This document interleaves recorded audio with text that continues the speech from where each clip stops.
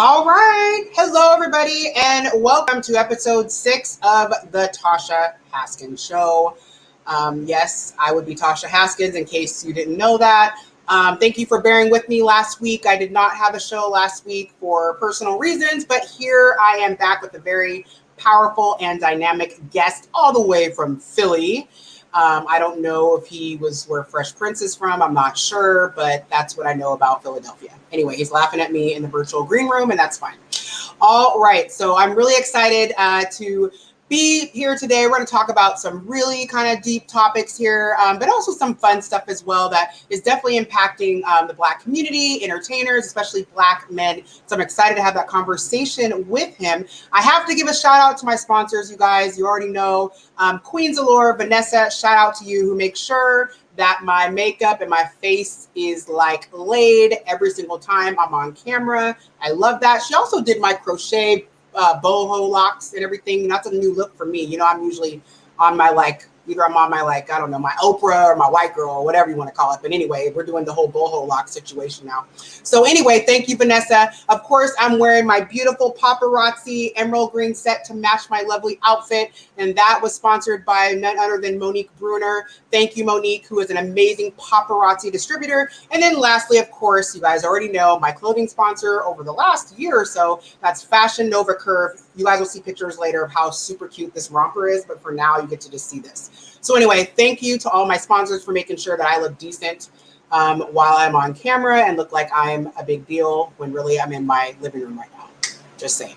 All right. So anyway, I'm going to talk about our guest, you guys. This man is awesome. I'm actually really excited. It's kind of been, I feel like I've been waiting for a couple of months since I started my show to have him on. He is based out of Philadelphia, Pennsylvania, right? I hope Philadelphia's in Pennsylvania, because if it's not, I really know my U.S. history. But anyway, Philadelphia, okay, and this man is an actor, producer, model. He's also in the ministry. He's a champion of mental health, and I know I'm skipping a bunch of other things that he is going to tell me that I missed, because I don't like to read scripts, and I'm going off the top of my head. But anyway, this guy is amazing. I'm gonna pause out here. I'm going to show you guys a couple of little clips from some of his work on the big screen before we bring the amazing Mr. T.C. Storms with the Z, Caldwell.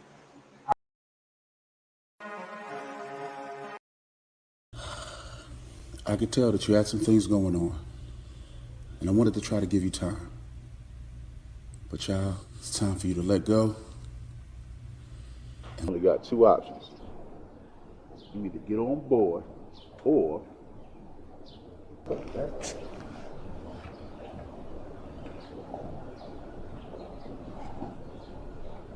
Tonight. So, man, listen, I want to apologize if it seems like I'm ignoring you. My man down there, he needs to talk to somebody tonight. He's kind of having a rough night. all right, man, cool. All right? Y'all enjoy that. All right, that's a little bit of his work. My favorite part is when he gives the guy the hand and is like, I want to have that type of power. I feel like Malcolm X was the guy that, remember in the movie that Denzel Washington did, and he was like, we're done here. And it's like, no, to the hospital. Like, it was like that moment. So anyway, I'm very excited to have Mr. T.C. Storms with the Z, Caldwell. He is getting ready to join me right now from Philadelphia. What's going on, sir? Don't be laughing at me. And you know what? What's going on? What is going on? How are you? We already know we look like Christmas. I don't need you guys to bring that up. We already talked about this. We talked about Christmas. We talked about him having Michael B. Jordan's bicep in his background. Like, all of that, I don't appreciate, but we're going to go with it. I said, I'm going to try to focus on you, sir, but you have a whole Michael B. Jordan bicep behind you. So I may or may not be giving you eye contact. I sure do. That's my young boy. I've been a fan of this brother ever since The Wire. A lot of people don't know before that he was on the daytime soaps, and he and the King Chadwick Boseman. And I've been a fan. I had the opportunity to view it in the background of Creed, and so That's my man. Ain't too many dudes I'm putting up on my walls. It's not me, but this is somebody who I've literally watched his ascension in this business. And listen, the brother is doing a community proud. He's doing a community proud. Well, but you got me. So until you get Michael B. Jordan and the rest of the sets and all that stuff, we gonna do the Christmas thing tonight. We are. I feel like we should sing Jingle Bells, but I didn't know you were wearing red. I wore red my last show, and so I was excited about this jewelry piece I got. So I was like, I have to wear green. Okay. And then Vanessa hooked up the green smoky eye. Like, it's just like, it's all a thing. It was intentional. And you are definitely hooked up, sister. Queen, you over there looking wonderful. You got your paparazzi cracking, so shout out to all the paparazzi queens and kings. I'm very close to a few folks, and let me start off by saying thank you for having me. Thank you for reaching out and all those wonderful things you said. I don't get to hear those things spoken about me often, so I really appreciate it. Thank you. No, it's really my pleasure. Although I'm not new to show hosting, I co-hosted a show that was ran in a barbershop a while back, and then I was hosting a show through a pageant system that I was a part of, and now I'm doing my own brand. So I'm new, so I'm honored to have someone like yourself who is in the industry that's willing to come on my show when I don't have 1 million followers yet. And I really appreciate that. So you'll be able to say I knew her when. And just so you guys know, I have some big things in the works, so don't sleep on me because, anyway. We're going to mess around and I'm going to find my way to wherever you are so I could be like, yeah. That part. And people going to say, yo, you got TC's bicep in your picture. Exactly. Oh, thank you. I will follow my dream. I love it. I love when people are just positive. And please do comment. This is an interactive show. Like, I'm not interested in pomp and circumstance and following a script. I know I talked to our special guest tonight and he's like, yeah, let's just go with it. Like, we could crack jokes on each other. Like, I'm like, cool. So just make sure like you guys are, tapping in. If something's said, you're like, man, I feel that, like, talk about it. We definitely want to include everybody tap in the show. Okay, it looks like you got a little, okay. Oh, she's calling you Stormy, though. She said not with the Z. Who gets to call you Stormy? Yeah, people talk about that. I get it. No, and I wound up having to correct people all the time. It's Storm E, period. But it's just so easy to put Stormy and keep it moving. I have to correct people all the time. Stormy is a different person. Mrs. Cooper, it's okay. I appreciate you watching. Thank you. I'm calling you Stormy now. That's Maisha Cooper of Miss Her Entertainment. Oh, very cool. That's Miss Maisha Cooper of Miss Her Entertainment. Awesome. She is the mother of Makai and Mikey Cooper. And Mikey Cooper is, if you watch the season of Raising Canaan, he's the young fella that in the very first episode is given the instructions to beat little Canaan character up. The guy in the Applejack hat, that's her son, and that's one of the youngsters in my village. Okay, I understand you're a big deal. That's why you're on my show, buddy. You're supposed to be. That's putting that Alexandra Elliott. That's my girl putting it. Yeah, so that's awesome. We're all from where Will Smith was raised at. So yes, actually we are. I really thought it was just the show. So I was like, didn't want to sound ignorant. No, okay, I'm happy that I was right. I was raised between North Philadelphia and Winfield, where Will Smith was raised, and he's actually, believe it or not, he's actually very close friend of my family. My sister, my older sister, who's at NBC, the Warner Brothers right now. I'm sorry. She was there all in the same caveat. My nephew, Lord rest. So okay, you're cutting out a little bit, sir. My nephew was one of Will's dancers at their heyday. Okay. Well, I want to talk about you. It's a family thing, so yeah. Okay, that's what's up. So it runs in the family. I love it. Yes. So I want to talk about you. And first, tell us a little bit about how you even got into like the acting thing. I mean, that's a hard thing to do. you hear stories of people traveling to LA with the coat on their back and a guitar and trying to make it. I think you're frozen again. I feel like I'm talking to my, okay. So, Mr. Caldwell, hopefully we're going to get through with the internet connection there. But my question to him, and if you guys in the audience watching know his story, you can chime in. Okay, there you go. Now you're unfrozen. All right. So I wanted to know, like, what your story is. Like, how did you decide you want to get into acting and entertainment? And that's a really hard industry to get into. And especially, you know, as a Black man. Let's first talk about how you got in there. Born into it. You're freezing up, sir. Mr. Caldwell, I see you're freezing up on my end. We're gonna keep it moving like it's. I need you to have me in the hard wire. I'm sorry, I can't. Wi-Fi. I'm not a Wi-Fi person. I'm just kidding. I am so sorry. I am not in a space to be dedicated like that, unfortunately, and I don't usually have this many hours. So the That's devil is okay. trying to work through our technology, but we are not having that because he knows we have a good message tonight. Let's keep it going. Let's go. You got a message. He knows we're about to bring a good message tonight, but I was literally born into it. My father is a doo-wop singer from the world famous group the Ordained. He's in the Philadelphia Music Hall of Fame, the doo-wop Hall of Fame, and he had been in the business since he was a teenager. He was one of the people that, even growing up, I didn't even know that he was as successful as he was. But the days and time of the music industry, you know, it was a little difficult back then. It was different. I just want to say it was different. There was a lot of performing going on. But it was a different situation for the artists. My mother is a little rest her soul, formerly trained dancer, and so it's born. You know, it's in me. I have 9 brothers and 5 sisters. 9 sisters and 5 brothers, and everybody's talented. Everybody has a talent. Everybody has a gift of some sort, and we pass it down to our children. For me, it's hard to believe now, but when I was young, I had stage fright. I would walk around the house singing, you know, doing my little thing. And my father would be like, "Oh, come on and sing for so and so." You know, come on and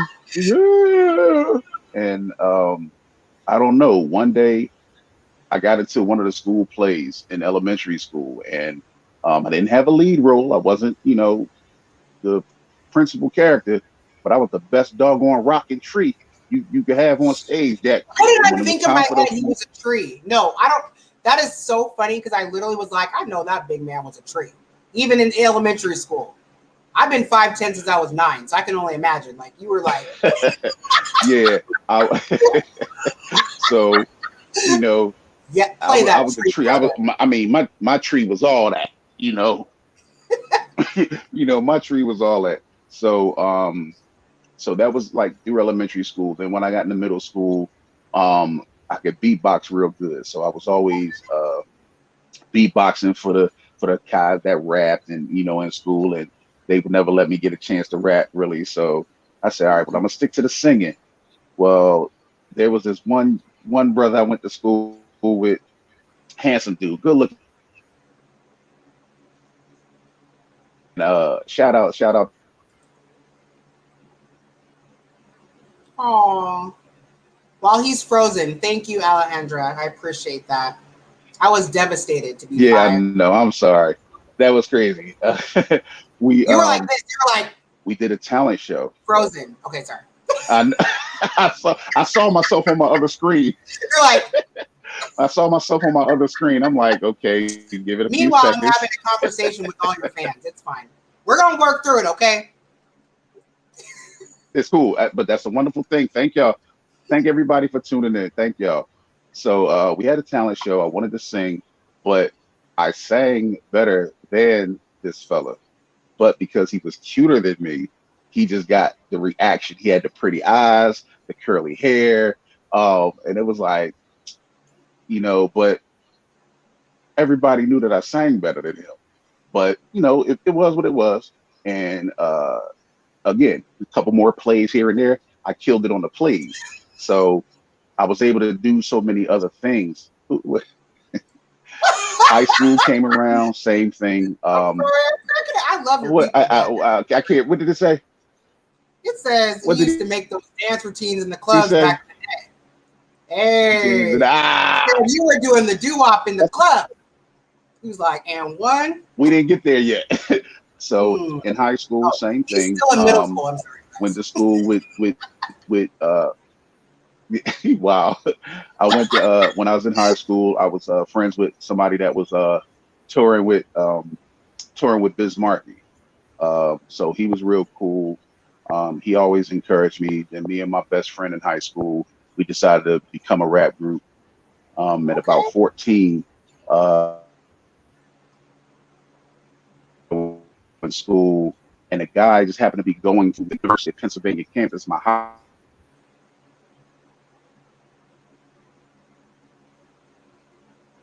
school, University of Pennsylvania's campus. So we had access to their facilities, and this guy came through, saw me and my partner performing, and after we got done, he says, "Hey, do you are you guys signed to anybody?" We're like, "No." He's like, "Do you know anybody in the music business?" My father, "Oh, I heard of you. Take him these papers." So I took the papers, and my father just had one question: "Y'all gonna be rapping or y'all gonna be singing?"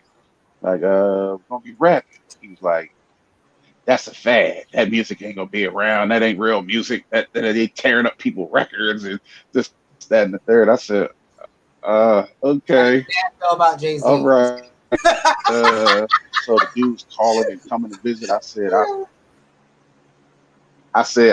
was like, I said, I don't know anybody, so I'm sorry, I can't, He said, well, hold on to him just in case he changes his mind. Well, long story short, they were papers for waivers, permission, and for what is he writing? Yeah, making some. Oh Lord have mercy. That's my man. You're Chewy. trying to be all deep about your story, and he's He's just messed up. This is cracking me up. I love it. Anyway, continue. I'm inspired. it's crazy. That's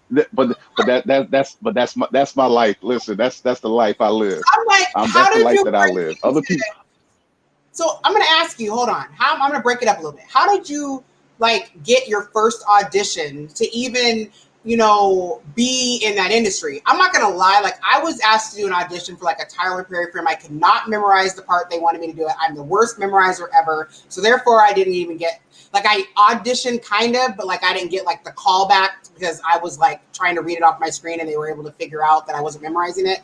And so so how like when did you get an opportunity to actually start acting, and what made you transfer all of the music and the dancing and the family history and turn that into I want to be on screen and then I want to actually produce films? Let's talk about that and then kind of dig into maybe some of the barriers that you had in doing that, because that's not like an easy road. That's not packing up a bag, going to LA and making it happen. Like that is not how it works anymore. strangely enough, it happened via having a surgery. Um, I was dealing with a surgery, so I wasn't lifted. I was bored, angry, Mm. frustrated, and a coworker of mine asked me to come be in a play. And I was like, I haven't acted in 20 years. I don't know. And I was like, I said, I haven't done. She said, don't worry about it. Just come on out. She said, plus, you used to tell me stories, and I used to love the way you were animated. I know what you were taught. So, okay. So, a particular play, I did this one particular play. And the best thing that happened was that it was recorded because I saw everything that I did wrong. I saw everything that I did wrong with this first play being recorded, talking on my upstage shoulder, moving while delivering dialogue, and I was on a hardwood floor with hard bottom shoes. I clipped my jacket into my phone clip as part of the scene, so I was walking around with my jacket halfway open unnecessarily. Uh, just different things like that. And yeah, it was crazy.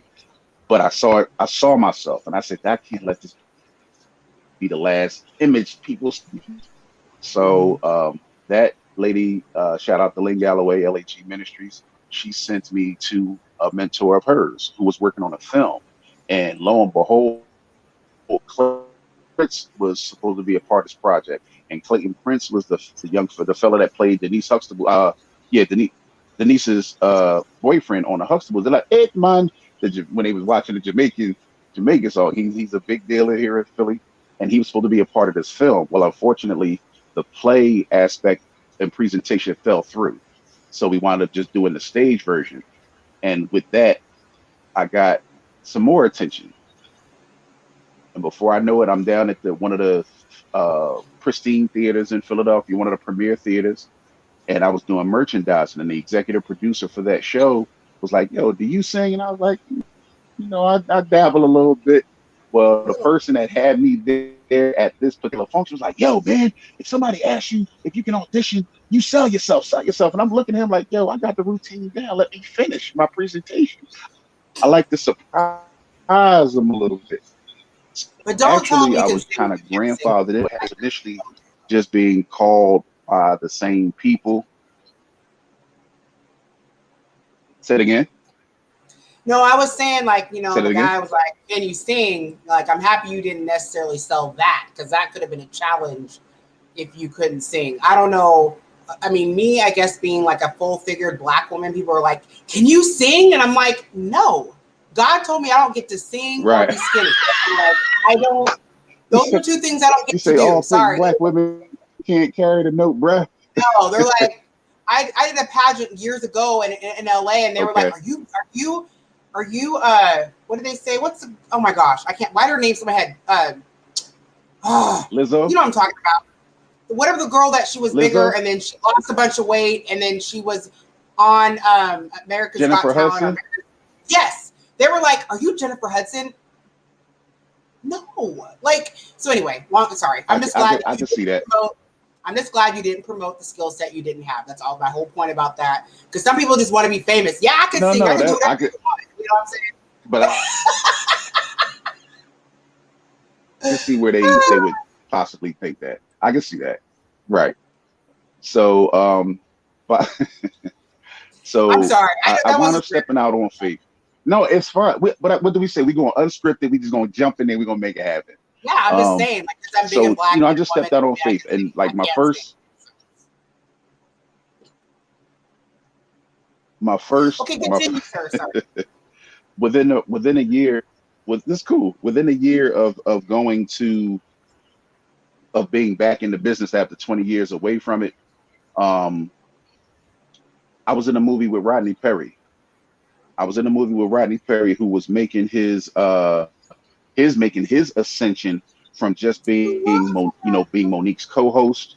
He had just did a movie with Tyler Perry. He did Johnson Family Vacation with Steve Harvey. So his star was beginning to rise, and here we are working on a film together, playing brothers.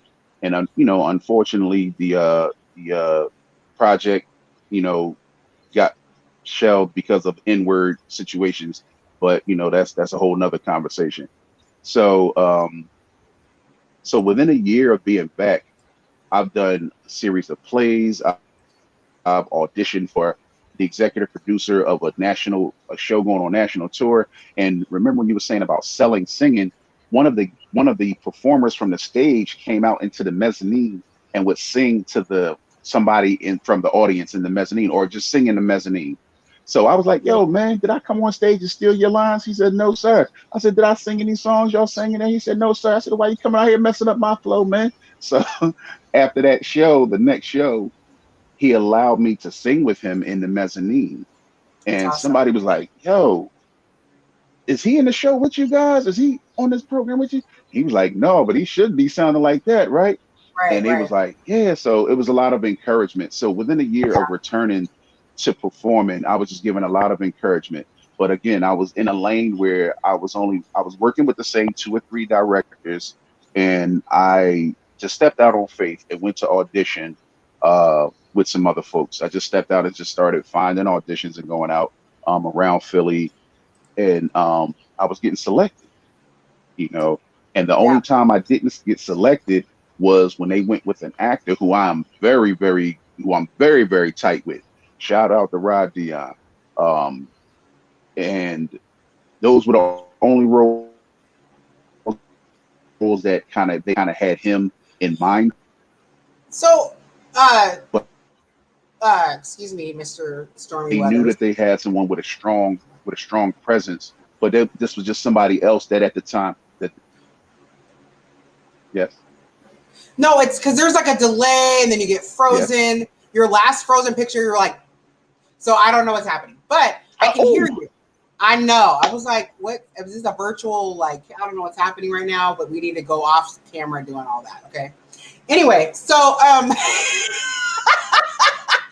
but my question to you, and you're frozen again, so I hope you can hear me. My question is, when you talked about not being chosen, I want to talk about that because here's the thing. Like, people think they want to be famous. They think they want to be an actor. They think they want to do all this stuff.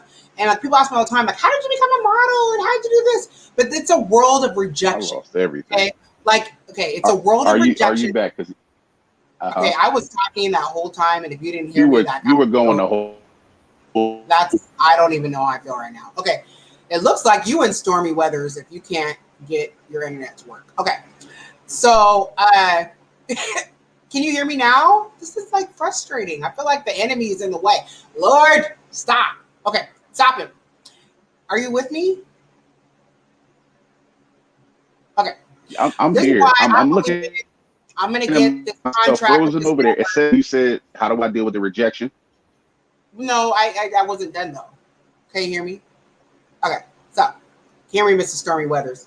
Okay, yes. What I was saying though is like people think it's all bells and whistles and I just want to be famous. And there is a rejection piece in having to know who you are and what you bring to the table and not allowing a rejection. So that's a good segue into kind of the mindset or even the mental, like how it can affect you mentally being in that industry. I know being in the modeling industry, especially in my early 20s, I mean, it's like, are you going to sell the brand or not? It had nothing to do with you personally, but if you didn't have any fortitude in who you are, and that client you go to see, they're like, yeah, we don't like you. You could be like, oh my God, I hate myself, right? But it's not about you. It's about what their vision is. So can we talk about just like how you were able to keep the rejection, the mentality. I just got cut off by Mr. Stormy Weathers because the internet is tripping. But go ahead, sir. Yes, sir. Uh-oh, he's frozen again, y'all.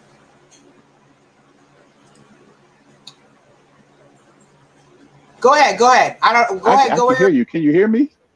I can now. So while you're in, go ahead. It's like double dutch. Just get in. Let's go. I was just quiet. I know. What? I try to encourage people to understand. I like storms. Okay, I'm calling him that. Thank you. He don't worry about that. Thank you. He's trying to throw me off my game, and it just will never happen. It doesn't happen on stage. It don't happen on film. Caldwell. Yeah. No, Mr. Caldwell is my father. Mr. Caldwell is my father. Well, listen, you got 45 names. Pick one. And Slash was one of them because man, again, that's a part of it too. Yep. That used to be one of my introductions. TC Caldwell /2 Bizzle /2 BZ it was crazy. Okay, so get back to the whole rejection in the industry and how to handle that, because that's a thing.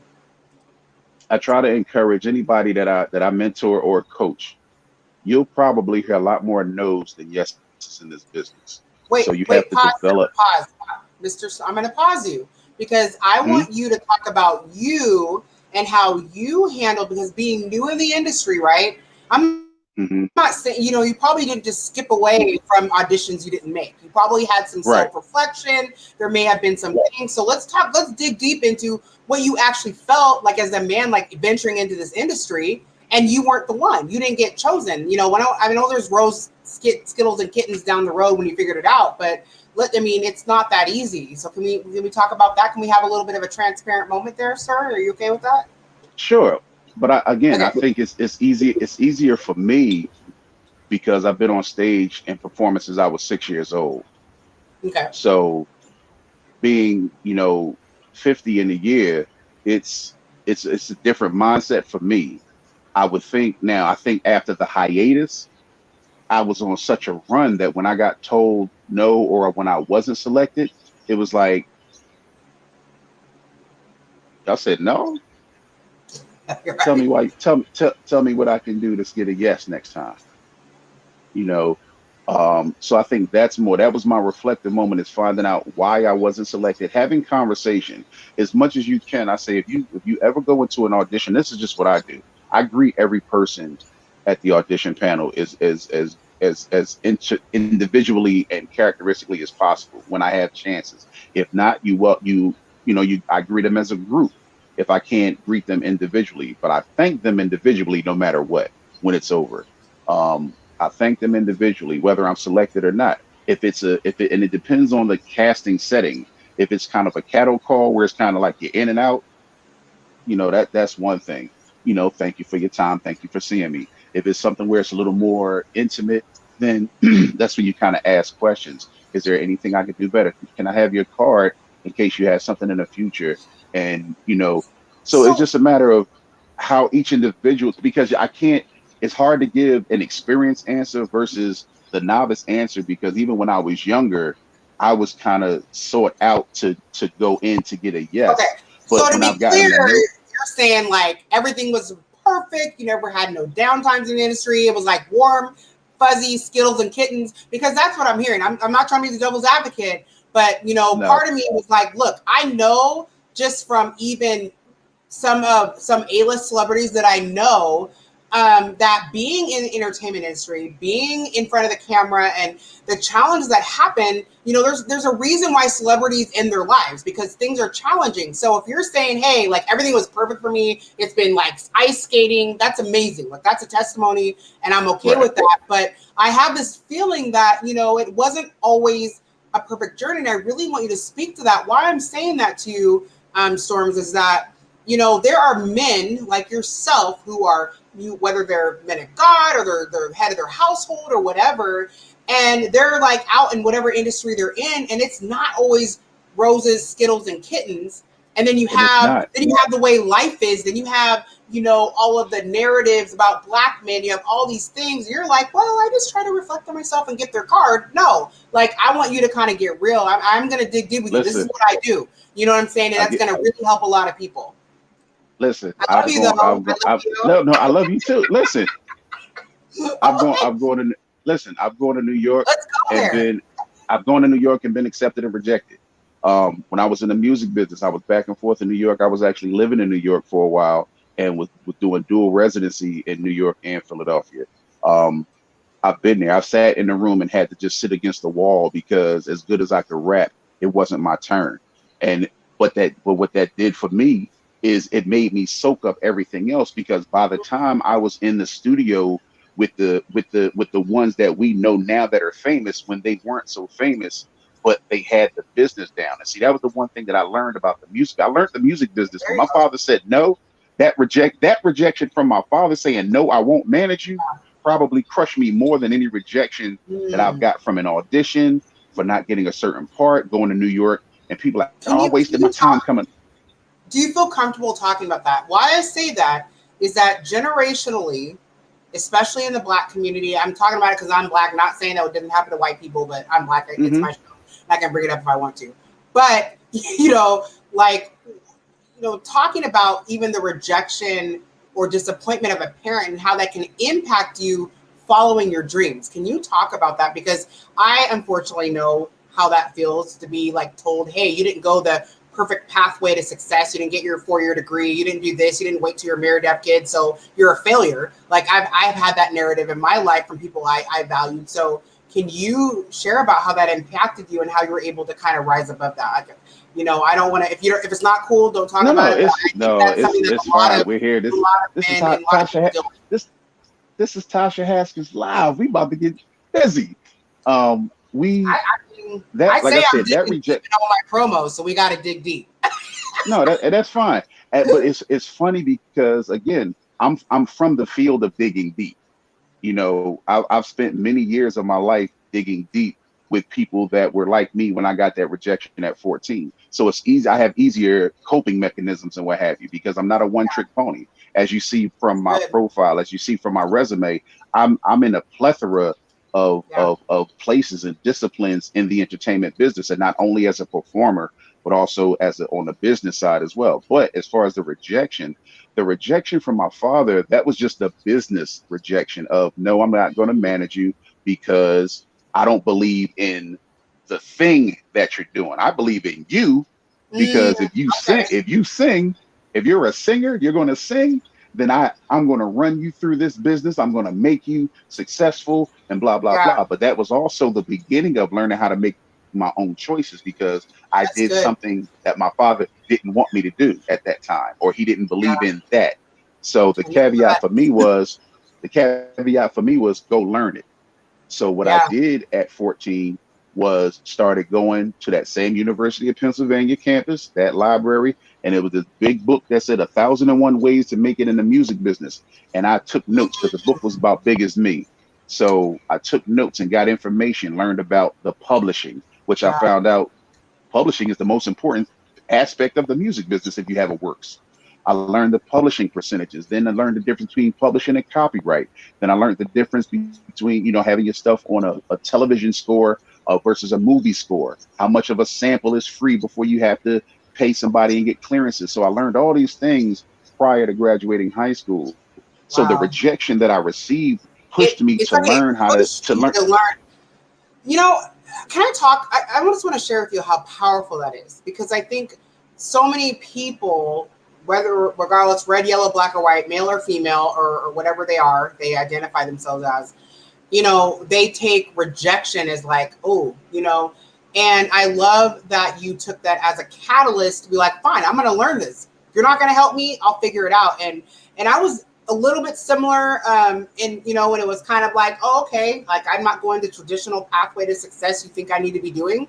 Perfect. And what was funny about that was years later, those same people were coming to me like, hey, I'm writing a book. Can you help me with my photo shoot? And can you help me do this? And I'm like, really? Are you sure? Because this was stupid to you because I didn't get my degree. Like, and now that was me in my immaturity. Of course, now I'm healed and, thank you, Lord, for saving me and working on me. That now, of course, I'm open to that. But I think it's powerful that you took your dad's professional rejection, right? And said, okay, that's cool. Now I'm going to show you, like, I'm still going to go for this because I believe this is in my heart. And I think that's such a huge message to people. Like, sometimes what God's called you to do is not going to have an entourage of support because he called you to it, not them. And that's what I've learned is like, my gifting is my gifting. It doesn't make sense really to anybody else, but it makes sense to him. And you have to be willing to understand that maybe sometimes the only support you have is him, but that's God. Like, he owns a cattle on 1,000 hills. He's God. So if you can have a supporter, at least it's him. And always understand. And again, I have to remind myself every so often, what God has for you is for you. Yes. You can't covet someone else's successes and overlook those of your own. Because I used to Right. really get bothered. I used to get bothered by some of the roles that I thought that I deserved, or that I should have been a part of, projects I should have been a part of. But then I'm realizing, or I'm being set down to see, look at their landscape and look at yours. Like you said, he has 1,000 hills, and I was so busy rejecting my 1,000 hills, worrying about somebody else's one. Woo! Say that again. Go ahead and say that again. Okay, Because I that's was very looking at, powerful. I was looking beyond and overlooking my successes for someone else's success. Yeah. You I know, mean, so yeah. it was a reminder to me, yo, chill, young boy. I I got you. You asked for some things. You prayed for some things. You fasted for some things. And now I'm giving them to you, and you're looking past it. You worrying about what somebody else fasted and prayed for. If they asked for one and got 30%, here I gave you 90, and you complaining about somebody else's 30. Come on, you know. Well, So, yeah, and even the word says and to I, compare ourselves amongst ourselves is unwise, right? You know, and I appreciate you talking about how we can kind of miss our own bus to what we're supposed to be doing by over here thinking that we want whatever. You can't see my finger, sorry, I was pointing, but whatever they got going on over here, right? And I think it's very often that we look to the left or the right. We compare ourselves. I mean, I look at myself and I constantly am evaluating, and people are like, "Oh, Tasha, you're so amazing," but I'm looking at algorithms, I'm looking at followers, I'm looking at views, and I'm like, you know. But then I thought about it. I go, but I know God told me that I have a message.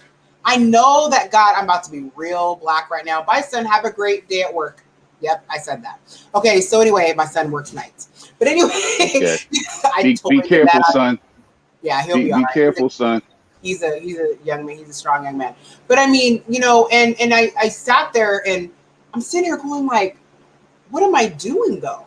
Like if God told me to do this, he said, Tasha, create your own platform to allow conversations that don't have red tape, that don't have, oh, this is like politically correct, or oh, I don't want you to offend anybody, you know, then if that your gift will make room for you, right? And I think Exactly. also when people say that, you know, oh, God's not going to put on you more than you can handle, but that's also in the positive. So if you're not ready for what it means to be a big time actor in A-list There you celebrity go. life, There you you don't have go. the mindset, you don't have the heart, you don't have the credibility for that. He ain't giving you that either, right? Until There you're you ready. go. No more than you're going to give a 2-year-old keys to a car. There's nothing wrong with the car. There's nothing wrong with driving, but there is definitely something wrong with trusting a 2-year-old to do it. And so for me, I'm like, okay, God, like I would like to see bigger, better, whatever. But he's like, hey, but are you ready for that? I want to make sure you don't fail because I'm a better father to you than any natural father could be, you know? And so I'm like, okay, so get me in the place I need to be in where you can elevate me to that. So, you know, I love what you're saying because you literally were like, hey, okay, that guy got this or this person got that. Lord, how can I be better? What is it that you need to create? What do you need to do in me, right, to put me in the position for those bigger things? Sorry, I just got real passionate real quick. It's No, supposed to be about you. I'm that, sorry, you guys. I that's know you got no. to That's but that the people need to hear that because again, you were talking about how can getting bigger and better. Well, yeah, how do you get bigger and better if you can't handle smaller and adequate? If yeah, you can't deal with smaller and adequate, you don't bigger and better is going to be too much for you. And that's why I say I believe that everything that I went through um, was all the setup for now because I actually believe as successful as I absolutely. was in the music business without a record deal, doing things independently, taking home more of the money than I had to give away for other things and other reasons.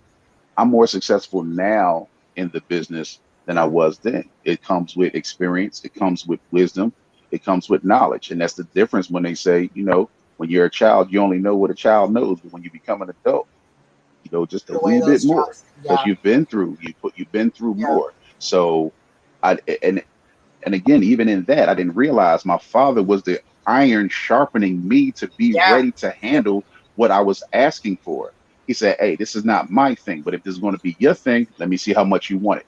And he never stopped me from learning about the business. And even when he saw how, I don't want to say I started changing the face of the business. I don't want to take credit for that. Yeah, yeah, But yeah. he saw that at a time when other young folks my age that were in the music business had little to zero control over their trajectory.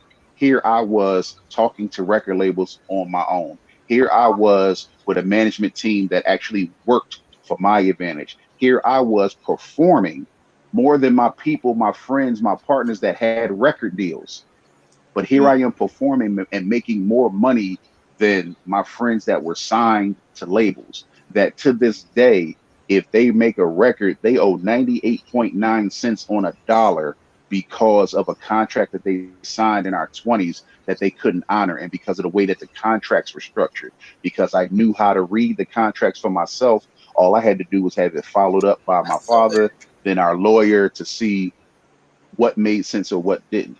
So he became my biggest fan, needless to say, I because love when he it. saw that I went away to college, I started working on some things in Colorado. I saw that it was effective, although they didn't like what I was doing out there. When I came back to the East Coast, I started utilizing some of those things. And although those people didn't like it, the people I was in the studio with respected it. Because they was like, listen, you might not make a lot of money in this business, but you will have everybody's respect because you're not doing what everybody's doing just to be on, just to be Right, seen, just to right, be right. famous. And and I've been in some good rooms and I've been in some not so good rooms, if you know what Yeah, I mean. And I was yes, like, I do. yeah, that ain't me, fam. That ain't happening. Right. What do you like? I really appreciate what you're saying because I've had people who are like, even when I was hosting for this other organization, they're like, why do you get your makeup done? And why do you just, because I really believe in operating as if, right? At some point in time, which I actually am being currently vetted out for a network, to have a show on the network. So I act as if, like right now, I got Hmm. this, YouTube, I'm streaming here, I'm doing all my own marketing, I'm doing my own graphics, I'm doing all that stuff. But, it's not always going to be like that. And Hmm. I think having that acting as if, or as, if you want to go biblical, when it says, speaking and seeing things as though they were, then you have a different type of mindset, which is what you're talking about. And something I want to ask you is when just now, I'm going to go here now as a Black man in this industry. Um, Obviously there's other barriers. And I would like you to kind of talk about not just not having the support and having to kind of be your own advocate, but what are those barriers and like how do you navigate them? Because I know it's still a thing. I mean, there are still some really good actors out there that still have never even acted in a film that's not just all Black cast. I'm like, it's 2021. Like, he's better than Brad Pitt. How was he not like the next 007? But it's a thing. So can you speak to that? From what I see from my vantage point, um, it's a business, and the business comes after the show. So because how things are set up, there's the unspoken favoritism. Mm. There's the where you like you said, where there's talent, but talent isn't the precipitating factor for being selected. Um, and that's where it becomes unfair because we have, just as you said, folks that will act some of these more known, talented individuals under the table, but because of the color of their skin, and unfortunately, there is still a bit of that, prevalent in the business. There's still that obstacle to overcome. Like we don't, we're not seen for exactly who we are, which are talented individuals. And if you close your eyes and just had to go off of what you heard and the emotions that come from a delivery, if your eyes were closed, would you not say that we are not as great, if not marginally greater, than some of our contemporaries in this business? The biggest and one of the obstacles that I, deal with most times is because of my size. I'm 6'2", 330, 340 pounds, but I don't look it. Oh, sorry. And as a big Black I'm man, like, that's yeah, as a big, because most you hear those dimensions and most of it is around the midsection. You see, most of us are opulent, as we will say, to keep it from being derogatory. But okay. because I bodybuild, because I was an athlete, because I played football, because I was always active, mine is placed differently, and I'm a little more solid. So it was always the bouncer role, the Right. big guy Oh, role. The yeah, yeah. So what I would do when I would walk into certain auditions, I have particular types of monologues that I deliver, and I deliver a monologue where I'm in tears, showing a Mm. totally different idea of what they think that I'm going to Yep, come in and yep, deliver. And yep. and I've had people in auditions, mouths, chins hanging open, you know, folks grabbing tissues because I picked Have certain you had people monologues. reject you because you want to do that? Because I'm not an actress, but I've literally been turned down for roles, whether it's in a reality show or something, because I'm not willing to be the ratchet, loud, you go girl type person. I'm like, I don't even know what that means. Like, I wasn't raised that way. I was raised in a 2-parent home that had an education. They loved me. They taught me how to respect myself. Like, I don't even know what any of that is. And that's not necessarily the qualities of a Black woman. And I've been told, like, because if you're not willing to act like some loud, ratchet, angry, big Black woman, we're not casting you. And I'm like, well, then I guess I'm not doing it. And so talk about that, because that's really a thing, the typecasting. Like, I'm still mad that it took Denzel playing a crooked cop that was humping a bunch of women to be able to get To win the Oscar. honor that he should have had 10 years prior. Right. I'm mad that it took Halle Berry sleeping with some white dude and beating up her overweight son to get that honor. That bothers me. I don't like that. And I'm never going to do that. So can you talk about that?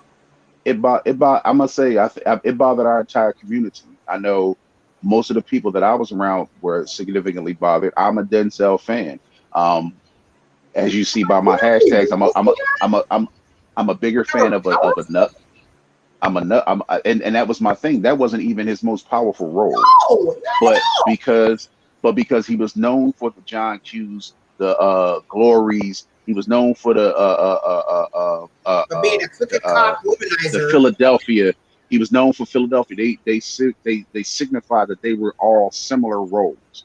But now here he played a rogue character, so rogue that it was like, oh, now he's out of his lane. It was like, but that wasn't a powerful character, and we've seen that character before. The white dude actually did better than him. I'm not gonna lie. What's his name? I don't even know his name. But Ethan Hawke. But exactly, the role that Ethan played to me was a more powerful character than the Alonzo character. But nonetheless, it was his time, because it had been so long since a brother had been honored, and of all that was going on. But you saw they kind of went on a roll, because you turned around and had Jamie Foxx and Will up against each other shortly after for Ali from the same movie, and Ray. They were both in the same movie together, and then Jamie did Ray. So they were both up in 2004 for the Oscar for Ray. And it was like, really? Those were both powerful characters by both of those actors. But once again, because one came out in the early part of the year previous, by the time the end of the year came, you stuck them both in the same thing, is putting us against each other, right? Like, that's where I'm going. That's where I'm going. Talk about that. As long as there's the control that they have, the integrity that you have is the integrity that I have with certain characters. Right. Mad shouts to whoever does it for whatever reason in their career, but I'm not doing homosexual characters. I'm not doing cross-dressing characters. Those are just two of my hard nose. And even when it comes to children and certain connotations of abuse toward a child, I'm very careful, and I have to pray over those roles, because I have children that I work with and children that watch me. I have children that know me, and they might not always be able to differentiate what they see on a screen versus what they see when I'm at work. So I'm very careful about certain roles when it comes to that. When people are, when our people will only be awarded for literally going against our moral character. That is something that is very challenging for me. And if I just stay on my little YouTube channel with my little 12 watchers, I will do that before I will compromise my character, before I will make my father rest in peace, roll in the grave saying, no, you didn't, honey. No, you didn't compromise who you are. No, you didn't. You know, I'm not going to start twerking. I'm not going to start doing any of that in the name of, just trying to be famous. And I'm not knocking it. People feel like they need to do that. It is what it is. I'm not knocking you. Don't come for me. But I'm saying, for me, that's my own moral code. I mean, I had like big nationwide campaigns. I could have been in a bra and underwear on billboards all over the country when I first started my modeling career. And I was like, no, I have sons. What if they have friends going to Walmart and see me on an underwear package in a bra and underwear? Like, I was freaked out. You know what I'm saying? I mean, now I have a different view, but still, and there's nothing wrong with that. But it just bothers me that, you have white people who can do a movie like The Notebook, which is like all and get all these awards and everything else, but it takes a black person fulfilling some type of negative stereotype to get an award for anything, and that really that bothers me, and that might have to be a part two, because I know we only got 5 minutes left in the show, but I'm just like I'm gonna see what some of the comments are saying. Okay, I think that was different. Let's see here. Okay, nope, we already said that. Oh, okay. He said he can tell a story. Yes, he is. Okay, so, that bothers me that we have to compromise our character, our belief systems, like you said, not, again, knocking anything, because I know people that are all identify as different things. If you wanted to identify as a garbage can, whatever you are, I love you. It's fine. But I'm saying, like, it just bothers me that, like, Denzel had to play a crooked cop that just runs through and uses his girlfriend for sex, that does these things to finally get an award he was worthy of 10 years before that. And this is why I think we become more creatives. This is why I think we just start developing our content. This is why I believe in the platform that you're on, the platform that I'm on my own shows. Tyler Perry has made it plain and clear. Oprah Winfrey has made it plain and clear that they're going to develop their own content for some of us now. Of course, there's some other folks that we kind of discuss that are associated with those individuals. But as we create more, then we can keep our integrity. And when we get the support for each other that everybody else gives in the other communities, then we'll be much better off. And I think that's the difference right now, just the level of support that we have for our own community. If we go ahead and invest in our own community, then we'll all be able to be successful. I agree, and I think at the point, and I'm just going to say this, and I don't know how it's going to impact me or not, but I think at the point that our people realize the power of our dollars, the power of who we are, and we actually invest that within each other, it's going to be a wrap. But for now, we actually believe that we still need, we still need white people, white investors, white producers. We still actually believe we need that to actually be successful. And I'm not saying, and not to be weird, but white people do it all the time. So yes, my best friend of 25 years happens to be white. I'm going to throw that out there because, white people will be like, oh, my friend's white, whatever. But she happens to be, because we worked together. We met when I was 18. But so it's not about that, but it's we have to come to an understanding. I think once we understand the power that we innately have as people of color, and that we can actually sponsor, we have the funding, we have the skill set, we have the talent to do it. When we really realize that, it's going to be a whole different level. But right now, it's limited because we still think that we need them. And hopefully that'll change. But I know we only have a couple minutes. If you could just share kind of like a one last thought, and then any upcoming projects that you have. I have your information on the bottom of the screen so people can follow you and tap into what you're doing. If you could just share kind of a last thought before we close out, that'd be great. And thank you for having this conversation.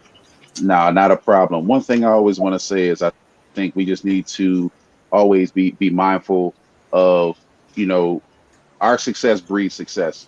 There hasn't been anything that we as Black folks haven't had our hands on that hasn't been successful and hasn't helped other people succeed. And if we invest in ourselves like we invest everywhere else, then there's no stopping us. And that's just really the long and the short of it. And the Lord already said that the last shall be first and the first shall be last. We've been last for a long time. So it's now time for us to go ahead and take our place first. But we have to all want to do it. Some current projects that I have. I want a Black Hollywood. Yes. I've heard of the statement, but I really want, I don't know. We'll talk about that later. But anyway, I think it'll be amazing.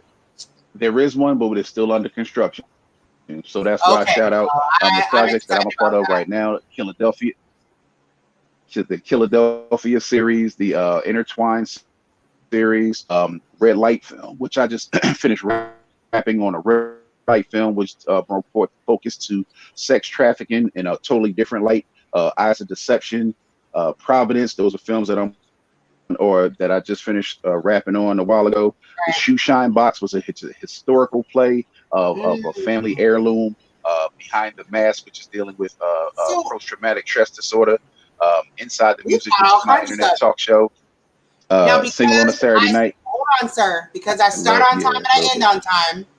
I'm going to close out, but I definitely want you guys see all his information. Please connect with him so you can get follow up on that. But I just want to say thank you. Don't leave the green room. I am going to click you out for a second, but thank you so much for coming on the show. Like, I feel honored. I feel wiser, stronger, and hopefully a lot of Black men out there feel more Shout out to empowered. Andrea Blasingame for making this happen.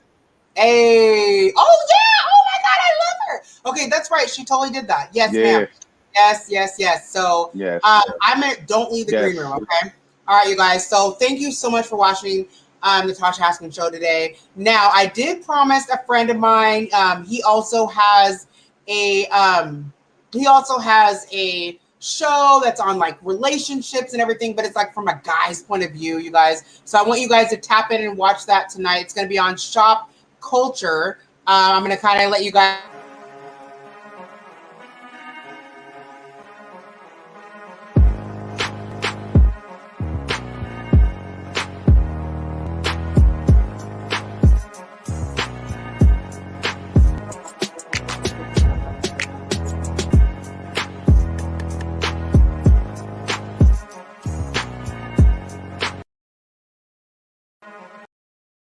All right, those are my people on Shop Culture. They're also on YouTube Live. They also stream to Facebook. They talk about sex, relationships, all that kind of stuff, but from a guy's perspective. You know, you guys be talking in the barbershop.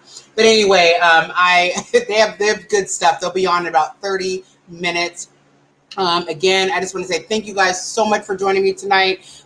Thank you again to Vanessa, who hooked up my hair, my makeup, you know, and then of course Monique Bruner for my beautiful paparazzi jewelry, and lastly, of course, Fashion Nova for thinking that I look cute enough in your clothes to continue to send me clothing so I can look amazing.